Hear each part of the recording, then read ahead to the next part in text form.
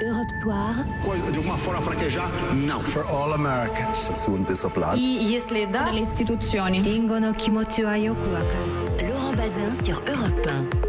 Et Sophie Larmoyer, évidemment, puisque c'est l'heure du monde dans votre radio. Vous l'avez compris, à la tour de Babel sonore qu'on vous fait entendre tous les soirs. Ce sont les chroniques du monde, bien évidemment. Bonsoir Sophie. Bonsoir Laurent. On prend d'abord la direction de l'Algérie pour assister à la colère des jeunes médecins. Ça gronde là-bas. Hein. Ils ont même été jusqu'à manifester dans les rues d'Alger. Ça peut paraître anecdotique, mais ça ne l'est pas du tout parce que c'est interdit par la loi en Algérie. Oui, absolument. C'est interdit dans la capitale depuis 2001, depuis qu'une manif pour la Kabylie a mal tourné. Et donc la presse algérienne faisait ses gros titres ce matin de cette démonstration de force, de ce coup d'éclat, l'interdit brisé.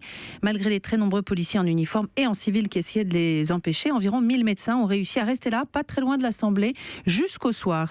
Ils sont ce qu'on appelle en Algérie les médecins résidents, l'équivalent de nos internes, si vous voulez. Ça veut dire qu'ils ont terminé leurs études de médecine à proprement parler, mais qu'ils poursuivent une spécialisation. Or, à la fin de leur spécialisation, tous ces résidents, ils sont 13 000 dans le pays, devront aller exercer entre 1 an et 4 ans dans des zones parfois reculées, dans le sud, dans les hauts plateaux, et ça a un nom, c'est le service civil obligatoire. Donc, ce qu'ils veulent, c'est la suppression, j'imagine, du service civil. Oui, ou au moins la réforme du statut de résident, et puis que ce service civil ne soit plus obligatoire. Ces jeunes médecins font des études longues, 7 ans, plus 4 ou 5 ans de spécialisation, donc on est déjà à 11 ou 12. Ils ont aussi 1 an de service militaire obligatoire pour les garçons, contrairement d'ailleurs à tous les autres Algériens qui, après 30 ans, ne sont plus obligés de le faire. Et donc, ils contestent notamment cette contrainte qui est de repartir à l'autre bout du pays pour travailler les premières années. Alors, l'Algérie connaît des déserts médicaux comme nous connaissons des déserts médicaux. Donc, je vais me faire 2 secondes l'avocat du diable quand même, ou même l'avocat tout court. Il faut bien que certains médecins aillent dans ces régions moins peuplées. Bien sûr, et les médecins résidents disent en être très conscients. Ce qu'ils contestent, c'est qu'ils sont utilisés comme un sparadrap sur ce problème des déserts médicaux. Ils demandent des moyens et pourquoi pas des incitations financières pour aller exercer dans ces zones reculées dans de bonnes conditions, parce qu'aujourd'hui, ils expliquent qu'un médecin spécialiste fraîchement diplômé est très seul à la tête d'un établissement. Il est sans matériel, sans plateau technique. Il donne l'exemple d'un jeune gynécologue affecté à un hôpital de la wilaya de Djelfa, c'est dans les hauts plateaux, et qui a été condamné à de la prison ferme cet été suite à la mort d'un patient. Alors, le ministre de la Santé a promis plus de moyens, mais rien d'assez concret encore pour stopper ce mouvement des médecins résidents, toujours très déterminés. Et mouvement qui dure depuis plusieurs semaines. 3 mois. 3 mois. Absolument. Merci beaucoup Sophie. On va aller en Thaïlande maintenant. Bonsoir Carole Izou. Bonsoir. Alors chez vous, le scandale du moment, c'est l'arrestation d'un grand patron pour braconnage.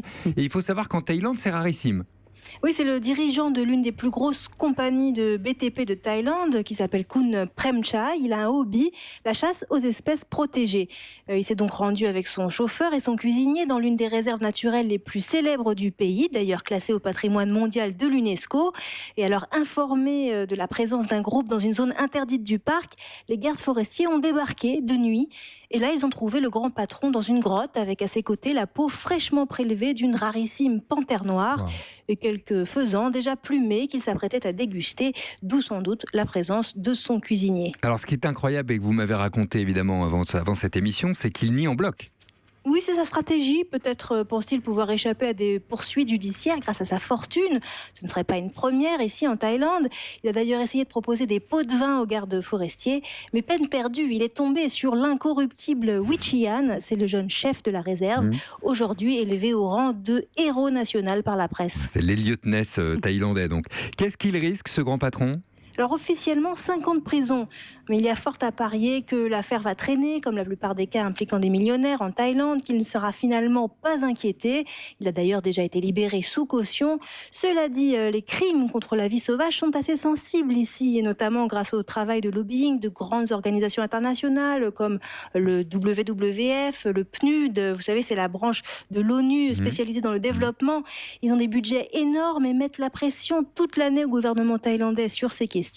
On peut dire qu'ici, c'est plus facile finalement d'étouffer le meurtre d'un être humain que celui d'une panthère noire. Merci Carole Izou, c'est pas réjouissant dans un cas ni dans l'autre, en l'occurrence. Vous nous parliez depuis Bangkok pour Europe 1. Sophie, on ajoute à ces histoires-là, ces 2 histoires, une histoire vache ou une histoire de vache qui finit bien. Oui, vous avez peut-être suivi la folle cavale d'Hermien, une vache des Pays-Bas devenue une star depuis qu'elle s'est fait la malle sur le chemin de l'abattoir.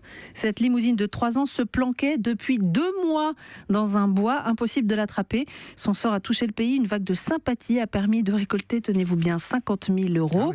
Ça va lui faire une bonne retraite à Hermien, puisque oui, ça y est, la vache en cavale est installée depuis hier dans le pré d'une maison de repos pour bovins. Bon, dans un tout autre registre, les déclarations du cardinal de Lisbonne sur les catholiques remariés provoquent des remous. Ça se passe évidemment au Portugal, Lisbonne. Logique. Oui, le plus haut représentant de l'Église portugaise évoque la possibilité, dans des circonstances exceptionnelles, de permettre aux divorcés remariés d'accéder au sacrement, dont le sacrement du mariage, et parmi ses conseils, celui-ci, une vie dans l'abstinence pour ces couples remariés.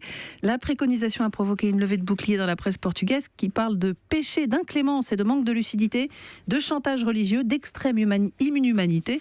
C'est l'attitude la moins chrétienne qu'on ait vue dans l'histoire récente de l'Église portugaise, estime le rédacteur en chef du grand hebdomadaire Visao, lui-même catholique et divorcé. Merci Sophie Larmoyer.